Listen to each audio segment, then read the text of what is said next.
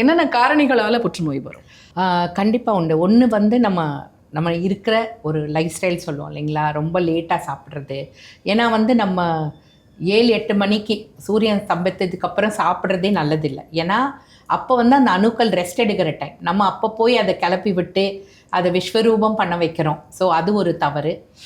ரெண்டாவது நீங்கள் பார்த்தீங்கன்னா ரொம்ப இந்த மாதிரி மசாலா ஐட்டம்ஸு, நிறைய பொரிச்ச ஐட்டம்ஸு, அந்த மாதிரி விஷயங்களும் தவறு. ஏன்னா அது நம்ம ஒரு நாள் அட்லீஸ்ட் வாரம் ஒரு நாள் ஒரு டீடாக்ஸ் சொல்லுவோம் இல்லைங்களா, நம்ம வந்து செல்ஸை வந்து ரெஸ்ட் பண்ணணும். இன்னொரு விஷயம் பார்த்தீங்கன்னா இப்போ இருக்கிற ஏன் இவ்வளோ அதிகமாகுதுன்னா 2 விஷயம்.